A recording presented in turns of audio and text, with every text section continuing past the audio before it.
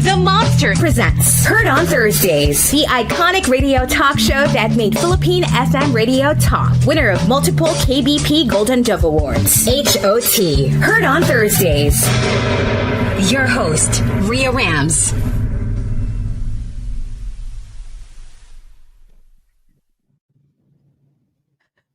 Manila's hottest Monster RX93.1. Good afternoon and welcome to the show that made Philippine FM radio talk, KBP's best podcast program, Heard on Thursdays on Manila's hottest Monster RX93.1. I'm your host, Rhea Rams, and today we're talking about what makes a love story feel real. Not just the butterflies, but the complexity, the chaos, the quiet moments in between. Just talking about this, I'm already kinikilig.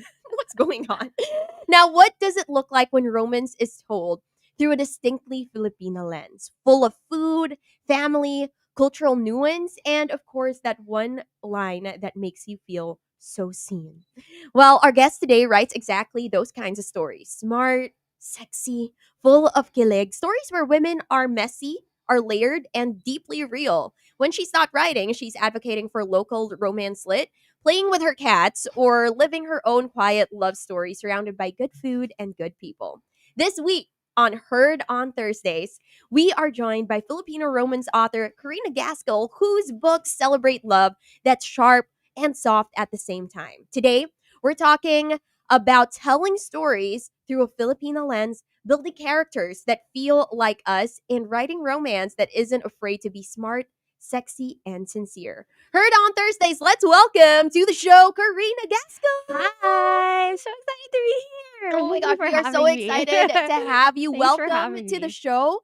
I'm so excited to have you here. For those who may not know you yet, how would you introduce yourself and what you write? Okay, hi, I'm Carina Gaskell. I'm an independent Filipino romance author. And the books that I write are distinctly Filipino. And I take pride in the fact that they are smart and sexy. I love it. Now, first off, I love a good pen name. Let's talk about Carina Gaskell for a second, okay? Is there a story behind it? Why did you choose to write under that name? Yeah, okay. So Carina Gaskell is actually part of my full name. So Gaskell, Gaskell is my mom's maiden name. And so in part it's to honor that. There's actually a pretty fun story about that surname, which is that, the family legend is we are related to the husband of Elizabeth Gaskell, who is a peer of Jane Austen. What? From that time period. Yeah, so we trace our roots back to Manchester in the UK. And then Carina is the street that I grew up in. So I was named after A street. that, yeah, the street where my childhood home was. Oh, Yeah. I love it. Yeah. That's so cool. And I love that you were able to incorporate something that was part of your actual name into your pen name. Yeah. Now, before we get deep, I have to ask, if you were the main character in your own romance novel, what would your trope be? Is it enemies to lovers, second chance, slow burn? Give us the whole Carina love story setup. Okay. So I would say I'm a major fan of friends to lovers, not second chance. Friends to lovers. Mhm. And I'm actually the reverse of whatever a slow burn is. Because when I met my partner, that's our anniversary, the day that we met. Oh my god! So whatever the reverse of slow burn is, that's me. That's my love story. Oh my god! And we've been together 9 years this year. So oh wow! Congratulations! thank you. I love that. I love that. Now, wait.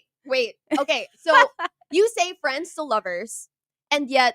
So were you friends with your partner before? No way, because you said the day you met. No.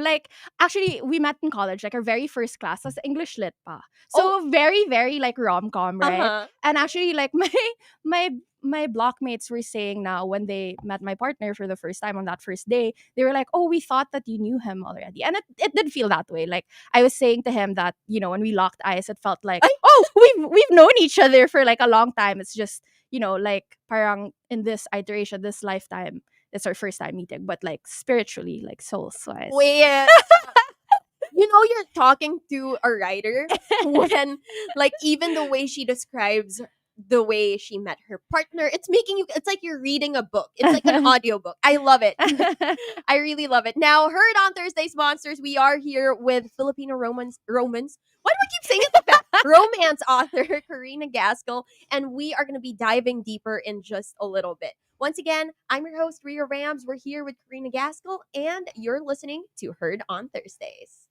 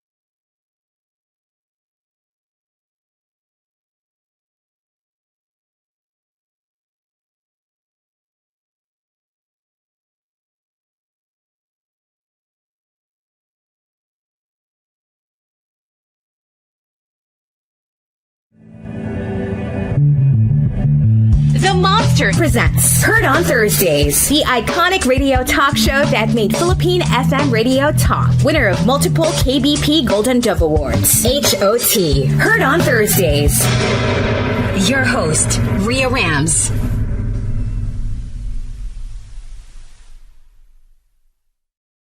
Monster RX93.1. Welcome back to Heard on Thursdays, Monsters. I'm your host, Rhea Rams, and we are here today with Filipino author Carina Gaskell. We are talking about storytelling through a Filipino lens. And Carina, let's rewind a little bit.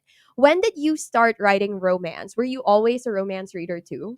Ooh, yeah. So I've been writing for as long as I can remember. So typically when writers talk about writing, it's not just about putting pen to paper. Mhm. It's also part of the research, the brainstorming.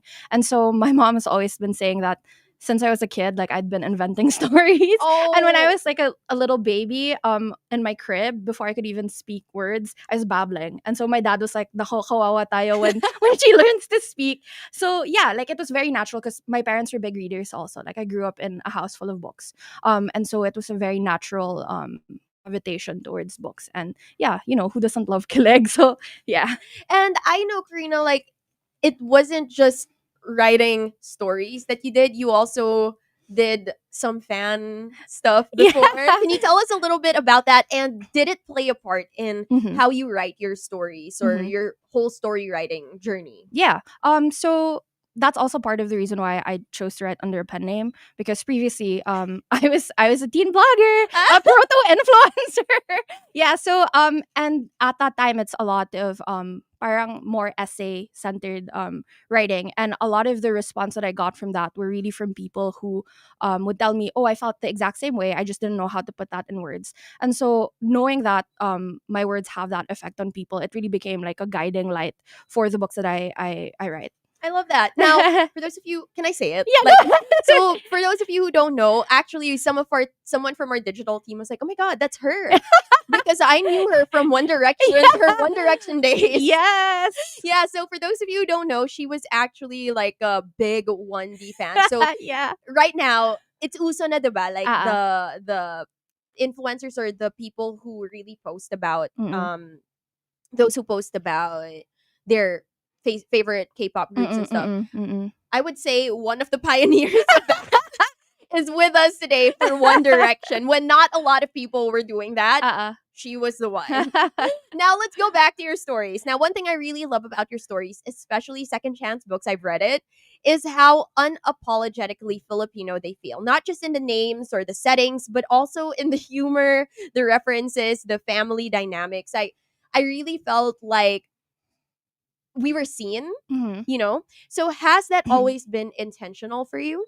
Yeah, actually, like I think this is a common experience for a lot of Filipinos is that we were raised on more foreign media, Mm-hmm. right? And so it was a conscious effort for me to unlearn that, where the media that you consume often have people that don't look like you, and so it becomes a question of identity that you have to really like unlearn and unpack. And from there, it's about taking ownership of the things that make you different and that sets you apart, and that is, like you said, uniquely Filipino. Right.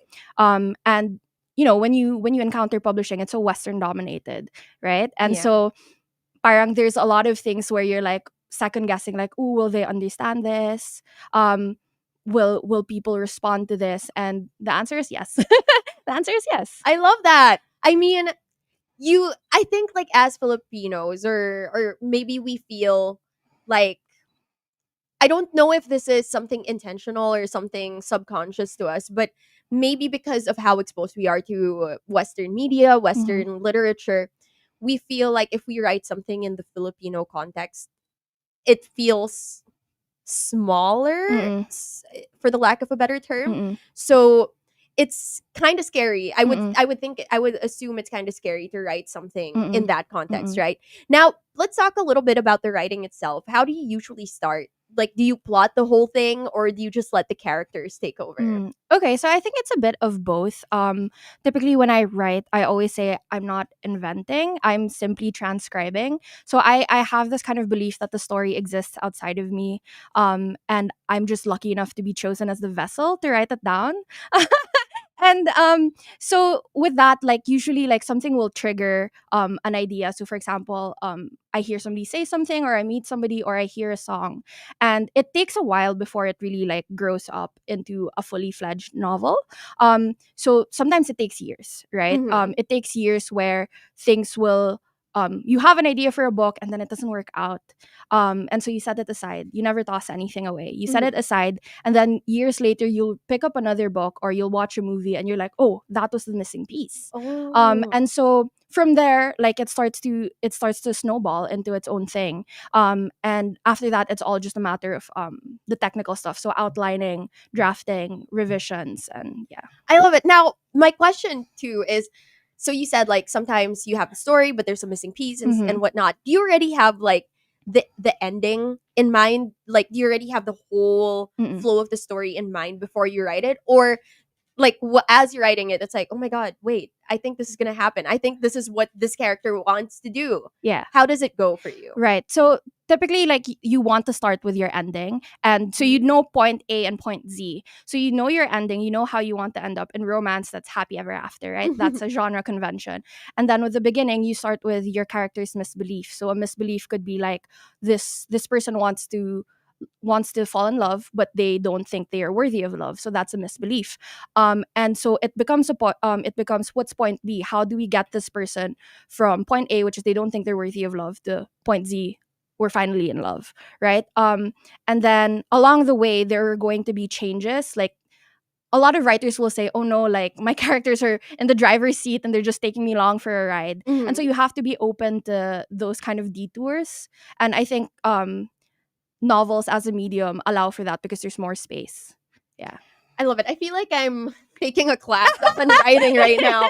So good. Now, what's the process of getting published like for you here in the Philippines? I mean, I know for a lot of writers that journey can be really intimidating. Mhm. So tell me about your journey with it. Okay, yeah. So with publishing in the Philippines, it's actually quite different from how we commonly know publishing Mhm. in the West. So with the West, they have agents. Right. Yeah, they have agents. You query, and then your agent will sell it to a publishing house. In the Philippines, we don't really have agents, so the author gets to pitch directly to to the publisher. But that's for traditional. So for independent, you kind of have full control over the creatives, the business, the technical, and it's a business decision, right? Mhm. So for me, I got an offer from a foreign publisher. Wow. Yeah, so it's a trad pub house. It's a big fan. And then, but I wanted more control creatively, which isn't to say that they don't give you that. Right. But just purely, I enjoy the business side of it also, and so I chose to pursue independently. So that's, I was the one talking to the printers, I was the one commissioning artists for the covers, I was doing my own marketing, and then I opened my own publishing house. Oh yeah. Yes. Wait. Yeah. So awesome. So what's it called? It's called Gaskell Publishing. I love it. Yeah. Oh my goodness. Congratulations, Thank you. first of all. And it's so interesting to hear about just like the process of publishing. Is it here in the Philippines? Is it easy to get published, or is it like what exactly is the role of the publishing house for those of for those of the listeners who don't know? Right. Okay. So for publishing houses traditionally, right? So like the ones that are more established in the Philippines, they really provide the business support. So they're the ones kind of putting out the money to print your books, to do the marketing, and to distribute to Mhm. stores and online. And so for authors that don't really want to get involved with that, that's really great. But for independent, you're the one registering your business with the government. You're the one signing contracts. You're the one distributing, so on and so forth. So like really, it's more of like a business. Right. Yeah. Oh wow. Like the fact that you said, "Oh, I enjoy that part." I really do. Well, now you can do it more, not just for yourself, but for Yeah. like other authors Yeah, as well. yeah. And I think that's awesome. Well, we are here, Monsters, with Carina Gaskell, talking about storytelling through a Filipino lens. We were talking about publishing here in the Philippines and just writing stories. And we got so much more to talk about right after this.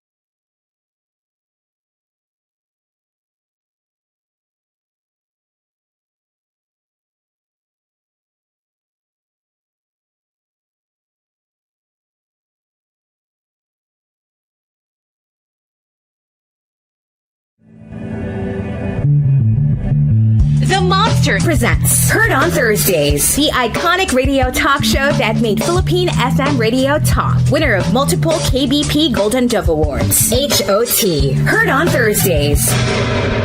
Your host, Rhea Rams.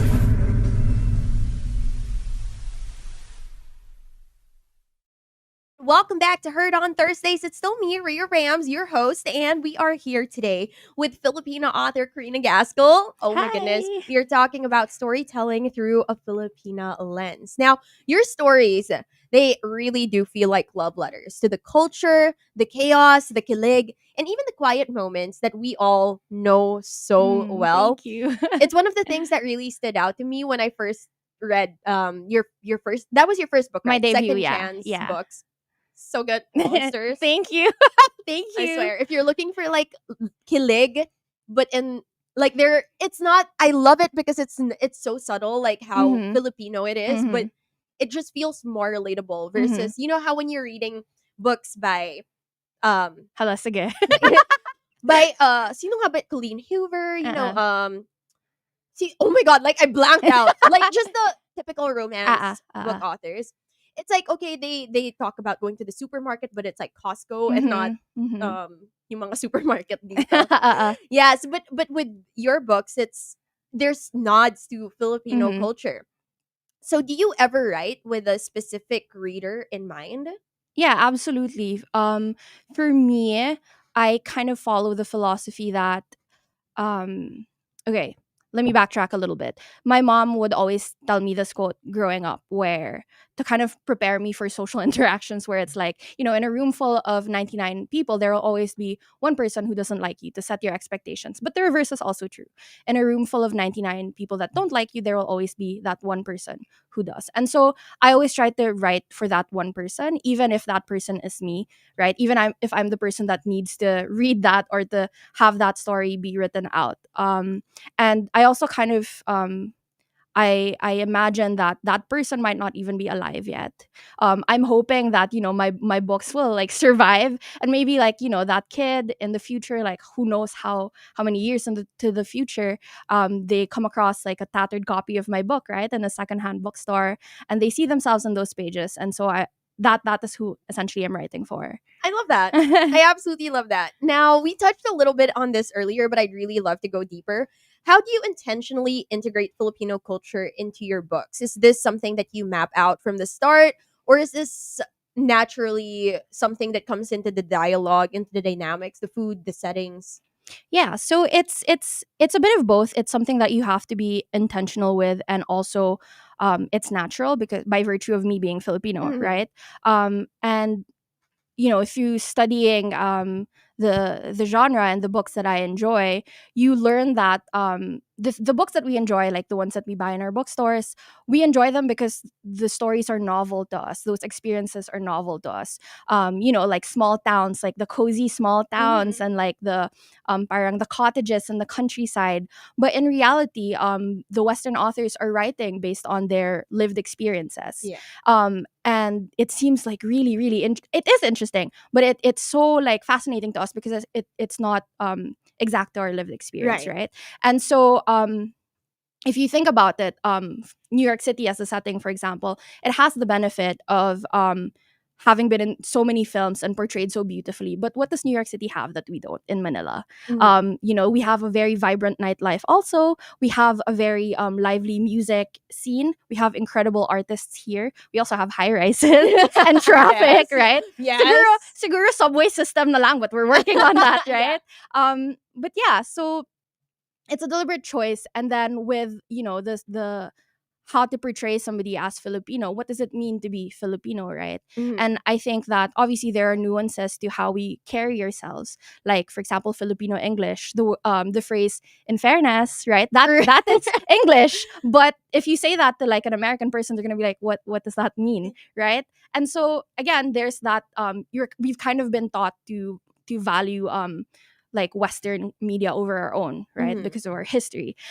But so you have to go against that, and you have to allow yourself um, to kind of embrace the Filipino English, the certain behavioral quirks that we have as Filipinos, Mhm. and to always kind of center your character as who they are as a person, and then being Filipino is secondary to it.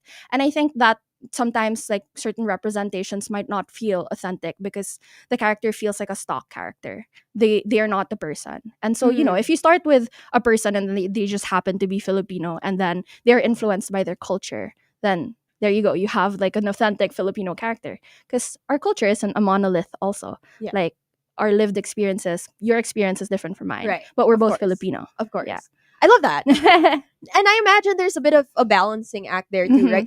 Like you mentioned, being real and rooted in your culture, but also not wanting to over explain it, Mhm. especially for non-Filipino readers. Now, first of all, I'm curious, have you heard of any non-Filipinos reading your books yet? Yeah, absolutely. One of my biggest markets is the US and the UK. Oh, Yeah, and India actually. Like so it's really nice because on Amazon, when you publish on Amazon, you can see the stats from where people are buying. Yeah, so it's really been fascinating to oh my see. god, congratulations. Thank you. Now that makes me want to ask you, how do you walk that line then between being real and grounded in the culture of being Filipino, but also being careful not to fall into stereotypes Right. and over explaining things for non-Filipino readers? Because I mean, there have been a lot of like backlash with Mhm. not only writers but with Filipinos in general who manage to get a platform. Mhm. And then the way that they kind of sell Filipinos is Mm. very stereotypical. The whole like the accents. yeah. First of all, the accents, the whole Bix. You rub Bix, and like those things. Get So me my chinelas. yeah, exactly, right? Like it's so stereotypical to the point where it doesn't feel very authentic anymore, even for us, because it's been a while. Come on, like it's been a while since that has been like our like how Filipinos are. So again, the question is, how do you walk that line between being grounded in the culture and not falling into the stereotypes, and also over explaining things for your non-Filipino Right. readers? Right. So I think that kind of those dated references are more speaks more to the diaspora experience, which is, if their parents immigrate to the US, they will be taking with them kind of a snapshot of the Philippines from when they left.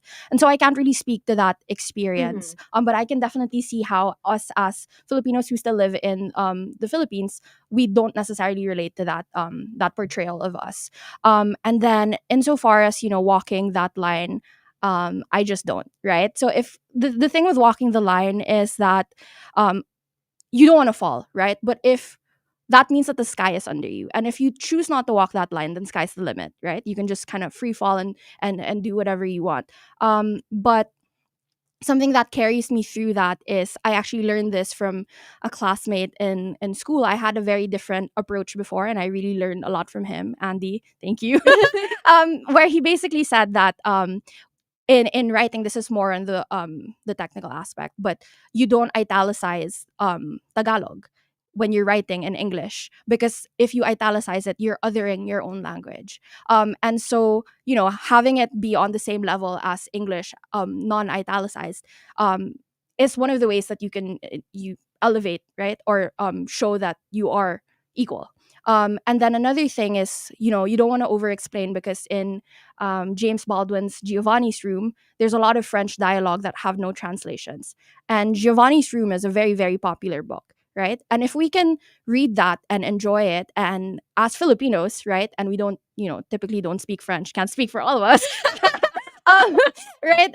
And then we can also learn Dostoevsky's name. Then these people can learn to translate our books without us having to do the work for them. And you don't want to underestimate the intelligence of your reader also. Yeah. I love that. I love it. I have nothing else to say there. So good. Now, one thing that I really appreciate is how your Filipino characters they feel so subtle, but they're solid.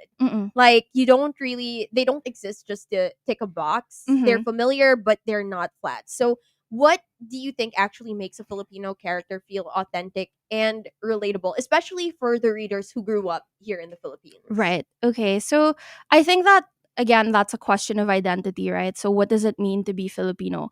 But beyond that, there are a lot of considerations that starts out with, who is this person, outside of being Filipino, outside of everything.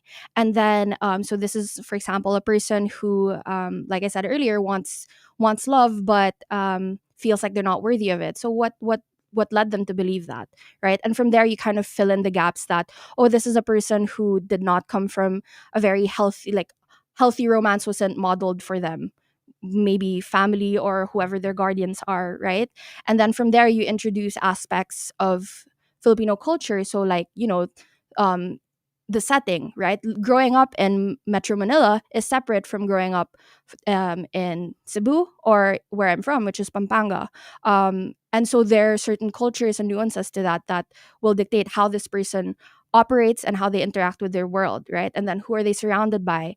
Then you also have, you have to do your research on economic status and Right. and so many different considerations. But ultimately, I think what really starts is, who is this person? And then you also have to, like, if you're a writer, you also have to ask yourself, what does it mean for me specifically to be Filipino, and what has my experience been, or what has my friends' experiences been? Yeah, I love that. Now, can you give us a little bit of an example of how you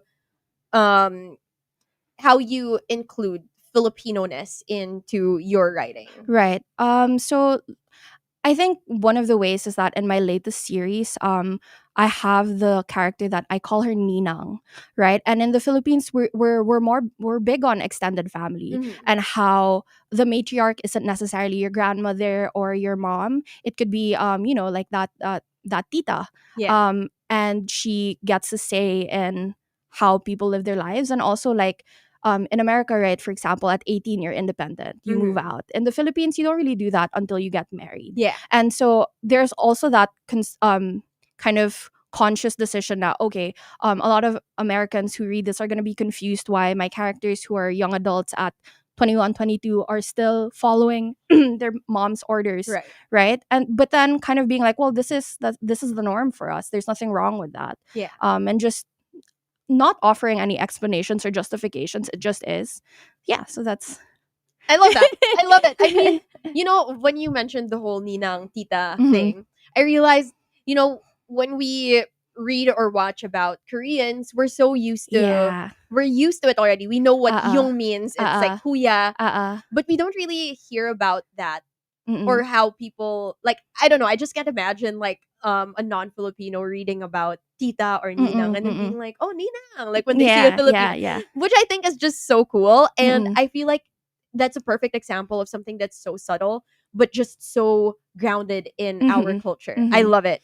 Now, I think a lot of us don't even realize, just like me, how starved we are for characters who Mhm. reflect our own lives Mhm. until we see it done well. Mm-mm. And that's honestly how I felt reading Second Chance Oh, books. thank you. And maybe that's why we also love the whole representation Mm-mm. thing so much. The whole, uy, Philippines, Ah, ah, ah, diba? ah, ah, Things ah. like that. So, have you ever felt the pressure to explain? I mean, you answered this. Yeah. You felt like uh you don't need to explain Mm-mm. the Filipino-ness to your outside the Philippines audience. Mhm. So, what's the reader response been like? I'm curious for both, like for both Filipinos and non-Filipinos, especially yeah, like what do people say? Have you heard of any responses to your books? Yeah. The reader response honestly has been overwhelming. Like it's really touching. And the Filipino side, it's like there's a lot of finally, you know.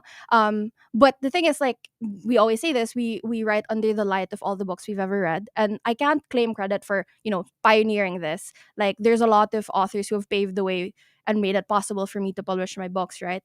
And so with that response, the finally that Filipinos are getting representation, I think it's an issue of accessibility, Mm, how accessible our literature is in our in right. places, right? And what's it called? I know that feeling because for me it didn't click until Olivia Rodrigo. like seeing her on, oh my god, I was a major fan. Like when I was like in college, I was watching Bizarre Park, which is like the children's show, and Yeah. like kind of seeing like a seeing like a Filipina girl on TV. Mm, I was like, oh my god. yeah. Like oh my god, like I get it now. I get why like people really love, like Americans really love Taylor Swift, because it's like, oh, she looks like me, like she could be me, you Right. know. And so that's kind of been the reader response from Filipinos. It's like, it's like I took a vacation to Boracay and stuff like that, and I really love that. And then for the foreign readers, it's a lot of wow, like I didn't know that Filipino culture was like this, or it's a lot of wow, these books make me so hungry. And it's like, yeah, if you want to try Filipino food, like you should. Yeah. It's the best like entry point into the culture. Yeah. And yeah, they learn a lot about like our family dynamics as well. I love it. I mean, it's so interesting because normally when foreign people uh hear about Filipino culture, I think what they see would be um the very stereotypical Mm-mm, ones, mm-mm. more of the provincial, like Uh-uh, there's uh-uh, still that stereotype, uh-uh. no? But now, like with books like yours that Mm-hmm, are making even the tiny cultural mm-hmm, nuances of the Philippines known to other people, I feel mm-hmm. like it's great Yeah. to have that recognized not Mm-mm, only mm-mm, nationally but on a mm-mm. global level. Yeah.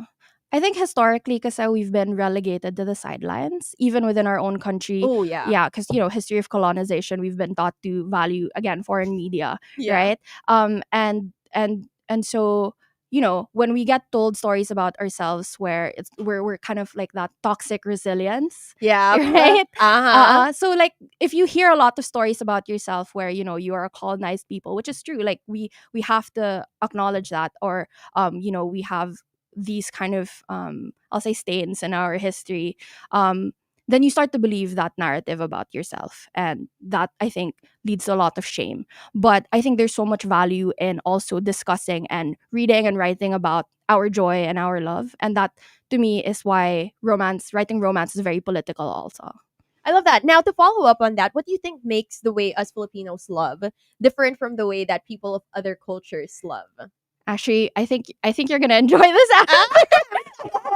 Okay, because if you think about, of course, every culture has their own traditions for courtship. But if you think about our concept of ligaw, we have a structure to how people will court. There are stages, right? Mhm. There isn't a very rigid timeline na 2 months getting to know each other, 3 months ganon. But if you were to translate that into a novel, you essentially have a structure already for the 3-act structure for a novel, right? And so baked into our culture is this mastery of the slow burn, right? Um, Right. and so I think what makes us very different is that while we are like more conservative and traditional in terms of our approach to romance, is that we really do like we love to tell stories within our romances. It's not just a straightforward they met, they fell in love, right? Mhm. There's that whole he has to kind of earn her by making ligaw the family and the friends, right? Mhm. And so yeah, like I feel like dun pa lang that very concept of ligaw and the way that we make ligaw with harana and stuff like that is very uniquely Filipino, and I love that. I love that. You know what else is so uniquely Filipino, I think, would be the concept of kilig. Yeah. I Yeah. I love it. I mean, I feel like it's just so different. Mm-mm. In terms of how Americans or Western writers or foreign people would Mm-mm. describe butterflies. Mm-mm. Like butterflies doesn't cut it. Yeah, parang Kilig is giddiness. different. Yeah. Yeah. Actually, that's what's interesting is that from the reader response from foreign readers, they're like, "Oh, like kilig, that's exactly how I feel." And so, parang there's that the spreading of that concept, Mhm. and it gives people also a language to discuss their enjoyment of romance, and it's something to be proud of because it's Filipino. Yes, I love it. Now let's talk about the Filipino lens. You write women who are smart, who are layered, and sometimes messy, Mhm. sometimes soft, but it's always real because let's face it, women or just people in general, we're not perfect. Uh-uh. We're not all fairy tale like stories. We Mm-mm. make mistakes. Mm-mm. So, how important is it for you to reflect that kind of complexity in your heroines? Oh, it's so very important. I think when I start, even like when I start, of course, the romance is central to it. But the one that I really, really like put a lot of care into the most is the woman's journey. So my books really take on a women's fiction slant. And so for people that don't know, women's fiction is the genre that centers the woman's experience and relationships.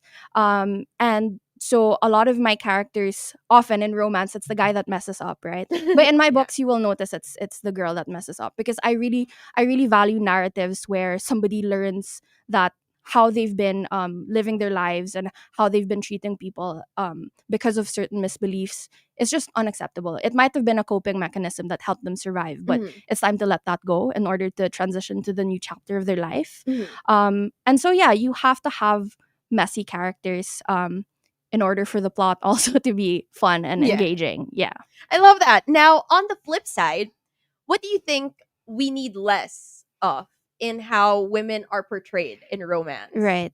Well, I'm not gonna harp on the stereotypical like not like other girls, pick me kind Okay. of Yeah. like stereotype, right? Mhm. Where it's like, oh, I'm better than them, because we have that um that concept of Madonna and the bleep, like I can't say it, but where we've kind of been split into these just two factions of who a woman can be. And so with regards to that, I think actually um I don't want to see less of any type of woman in fiction. The more types there are, the better. It's a net positive, because again, for so long we've been assigned those roles where you're either Madonna or the bleep.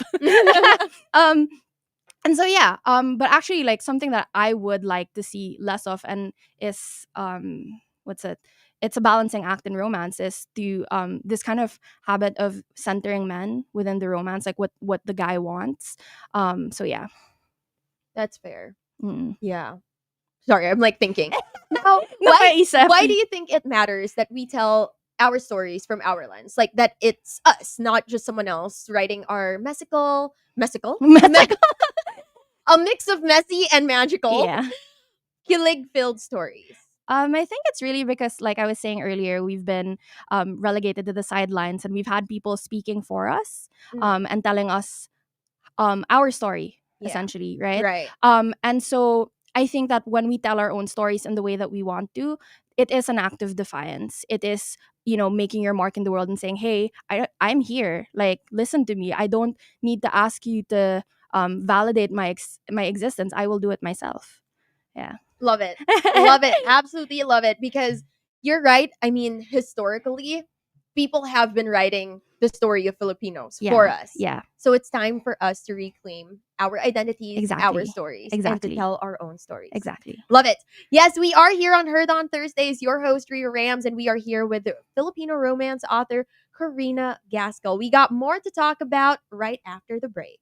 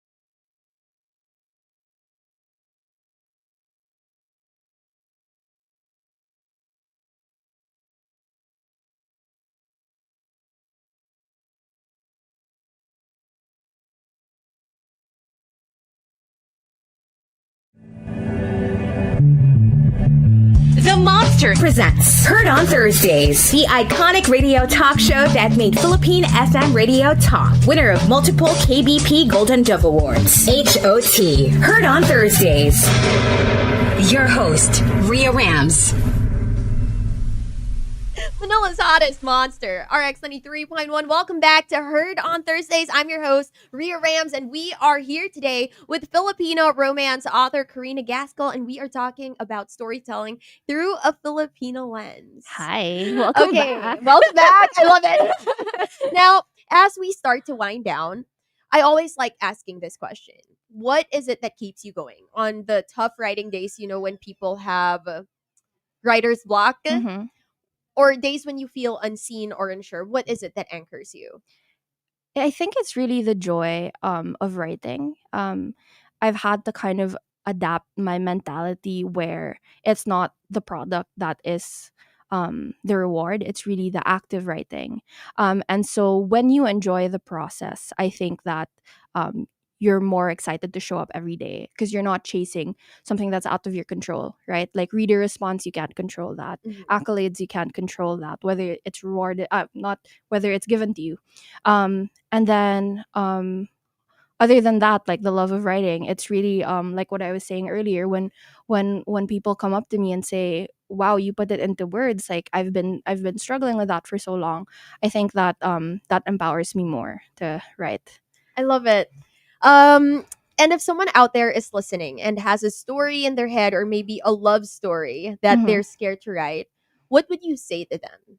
Ooh, okay. So I'll give you like a little context that I don't mean to like discourage anyone who's listening, but when I write every day, like I still get scared, right? Mhm. And something that I've learned is being scared is part of the process. And so if you're scared to write, you're already halfway there. So you might as well just put pen to paper, right? And there's something so very empowering and um fun about Mhm. taking ownership of this idea that you have of watching it um grow into something that's beyond you already, Mhm. right? Because when you put something out, it stops being yours. It becomes the readers already. It's a personal thing. um but yeah, so just take ownership of that, whatever story that you have, be proud of that idea. And chances are, if you have this idea in your head, the world wants you to put it out there, right? But you Yeah. don't have to. You can just write for yourself Yeah, too. exactly. I was actually going to ask you about that. So, when it comes to people who aren't trying to write stories, they're just trying to put their feelings into words, but Mhm. struggle to find the words to explain what it is they're feeling. I feel like this common struggle. You did Mhm. mention a lot of your reader response was, "Oh my god, you put it into words." How exactly could you like? What advice would you give someone who's struggling with that? I think that, there's definitely something uniquely magical about words. Even before we could write them down, we were speaking, right? It's a very human thing. But there are other ways to express yourself, not necessarily through words. And I think it's a matter of finding what's right for you. But if you are really keen on writing, something that helps me a lot is reading a lot, Mhm. and learning from the greats, essentially, right?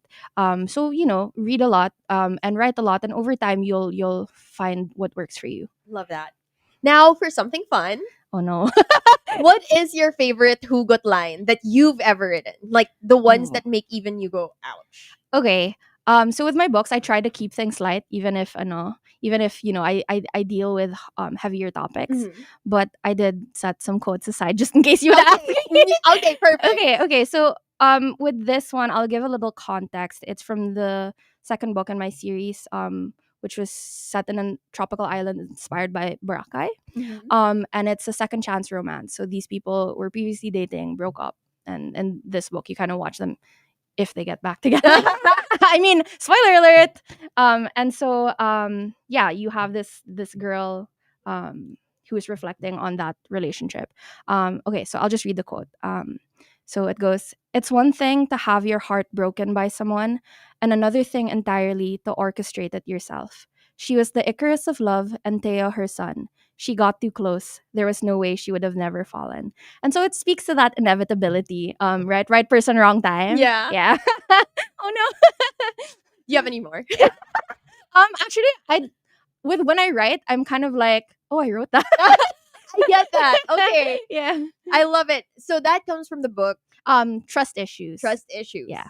Trust Issues. Trust Okay. issues. Now, of course, we cannot miss out on the kilig line. Mhm. So, what's the favorite kilig line you've ever written? And it's like the one that makes you smile even every time when you think about it. Right. I think it's from my debut. Every time I read it, I'm like, ooh, I ate that. Ate that. Yeah. So again, for context, we have the main character. His name is Tom. You're Mhm. familiar with Tom. Yes. And he wants to be a musician. And so with this part of the novel, he really like um sees things through a musical lens. And so the quote goes, and he's talking about the girl. He says, "I look at her and my head fills with this melody, a song that's been playing longer than I've been alive, a song that will keep playing even after I'm gone." And so, end quote. So the context behind that also is, when when people fall in love, the number one thing they say is, "Oh, the love songs finally make sense." Yeah. Right? And so Mhm. I think that when we fall in love, we kind of tap into this external, like magical, like source that has been going on for centuries before us, will go on centuries after us. And I think the reason that I love this is because when he talks about Nell, who is the female lead in the book, he hears music, he hears, you know, the bells and Yeah. all of that, and then it's contrasted with this other person, where when he looks at that other person, it's just silence, and so you get that. Yeah. Oh my God. So good. Now, for anyone who wants to dive into your work, where can people find your books and maybe stalk your cats or your snacks or your very charming literary brain online? Are you sure? Because are you sure you want that? No. So you can find me on my website. It's carinagaskel.com. That's Gaskell. Mhm. Or my Instagram, which is Carina Gaskell writes. Yeah. And So it's that's Carina with a C. Yeah, Karina with a C. Now, how about for other local authors or readers? Where can they find those? So actually, you can find them at, you know, like local book events, and Mhm. also I believe there's this new app called Reco Books, where it's essentially like Kindle Unlimited.